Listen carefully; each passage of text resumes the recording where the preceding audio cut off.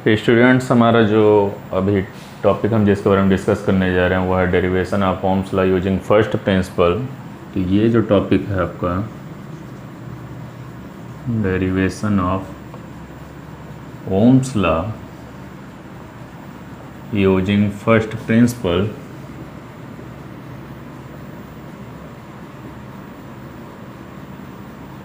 Class 12 chapter 3 का ये topic है करंट इलेक्ट्रिसिटी का। हमें अच्छे से पता है कि अगर किसी कंडक्टर को हम कंसिडर करते हैं जिसका क्रॉस सेक्शनल एरिया ए है और उसको हम क्या कर रहे हैं, एक इलेक्ट्रिक सोर्स से कनेक्ट कर रहे हैं, मीन्स बैटरी से कनेक्ट कर रहे हैं, तो नंबर ऑफ़ इलेक्ट्रॉन्स जितने भी हैं उनकी ड्रिफ्ट वेलोसिटी वी और ये सभी electron electric field, applied electric field के अपोजिट डायरेक्शन में ट्रैवल करना शुरू कर देंगे और इसकी जो लेंथ है कंडक्टर की वो हम एल कंसिडर कर लेते हैं। पोटेंशियल जो अप्लाइड है वो कैपिटल वी है। देन हमें ये ध्यान रखना है कि जब इलेक्ट्रॉन इस डायरेक्शन में यानी अट्रैक्ट होंगे इलेक्ट्रिक फील्ड के डायरेक्शन में, तो इनका जो मैग्नीट्यूड होगा ड्रिफ्ट वेलोसिटी का, मैग्नीट्यूड ऑफ ड्रिफ्ट वेलोसिटी वो हो जाएगा आपका वी और we already know that the value of V is I जो है आपका करंट, इलेक्ट्रॉनों के मूवमेंट से जो करंट प्रोड्यूस हो रहा है यहाँ पर, इलेक्ट्रिक करंट इन इस कंडक्टर में आपको जो इलेक्ट्रिक करंट मिल रहा है इन कंडक्टर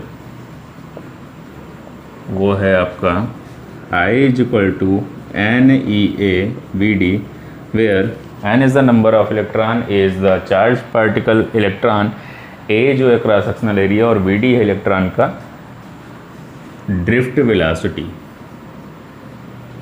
अब इस सिचुएशन में we know that, आप इसको इक्वेशन 1 कंसिडर कर लिए।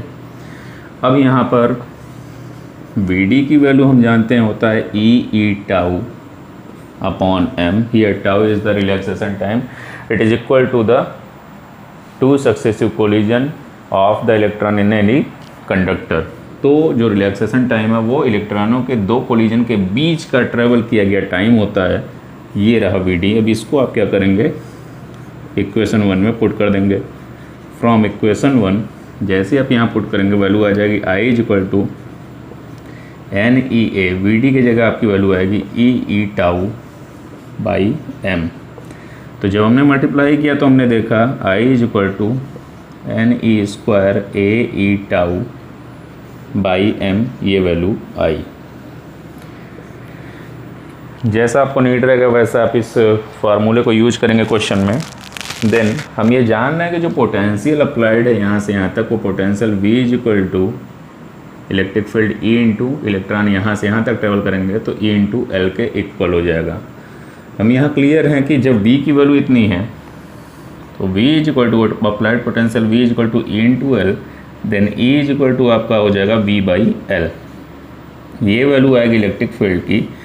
ये इक्वेशन जो है कि इसको इक्वेशन 2 कंसिडर करिए और जहाँ पर E है वहाँ पर आप E की वैल्यू को रख दीजिए। From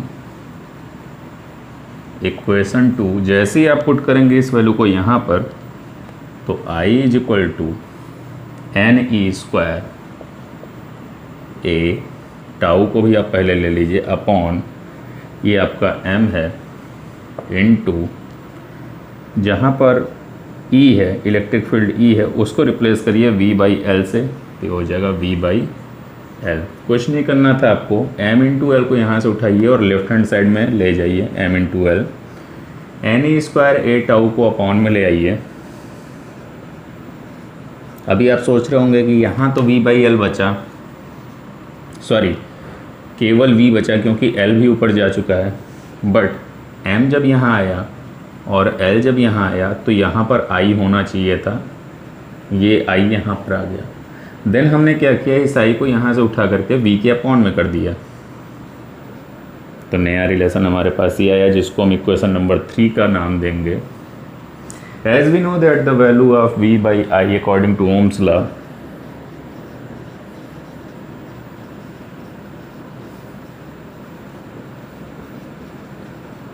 V is equal to I R, then R is equal to V by I. ये इक्वेशन नंबर 4 हो गया। आपको कंपेयर करना है फ्रॉम इक्वेशन 3 एंड 4। जैसे ही आप कंपेयर करेंगे तो V बाई आई यहाँ पर है, V बाई आई यहाँ पर है, ये कैंसिल आउट हो जाएगा। ये वैल्यू किसके इक्वल आएगी? R के इक्वल आएगी। इट मीन्स जो आपका R है वो किसके इक्वल हो गया? M into L upon n E square A into tau. ये हो गया रेजिस्टेंस R की वैल्यू। अब यहाँ से हम रिजल्ट क्या निकालते हैं कि जो रेजिस्टेंस है वो मेनली किस पे डिपेंड कर रहा है? देखिए यहाँ पर रेजिस्टेंस, ये आपका जो रिजल्ट आ रहा है इस V को हम और यहाँ पर राइट कर दे रहे हैं ताकि हमें और स्पेस मिल जाए।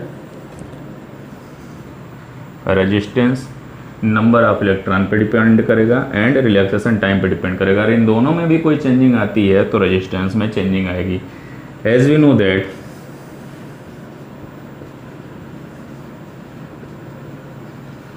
हम यहाँ देख रहे हैं कि क्लास 10th में हमने एक फार्मूला पढ़ा था, the relation between resistance and resistivity of the conductor.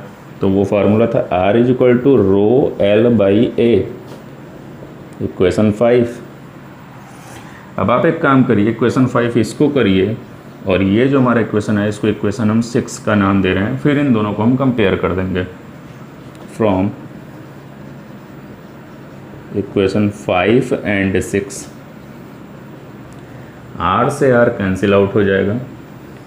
ये वैल्यू आपकी इसके इक्वल आएगी। हम लिखेंगे rho L by A is equal to m into L upon n E square tau A. तो यहाँ L और A कैंसिल हो जाएंगे। रो इज इक्वल टू आ रहा है आपका m अपॉन एन ई स्क्वायर टाउ। ये आपका मोस्ट इम्पॉर्टेंट फार्मूला है क्योंकि यहीं से आपको रिजल्ट मिलता है कि रो तो होता है specific resistivity of the conductor जो कि डिपेंड करती है, इन्वर्सली प्रोपोर्शनल है नंबर ऑफ इलेक्ट्रॉन के एंड इन्वर्सली प्रोपोर्शनल है रिलैक्सेशन टाइम के। ये यहाँ तक का आपका कॉन्सेप्ट फिनिश हुआ जिसमें हमें पता चला resistance also depend on the number of electron in the conductor and also depend on the relaxation time of the conductor and resistivity, specific resistivity of the conductor also depend on number of electron and also depend on relaxation time। तो ये आपका concept finish हुआ और इस concept पर ही हमारा effect of resistance of the conductor which are depend on temperature, ये कॉन्सेप्ट भी इसी पर फॉलो होगा।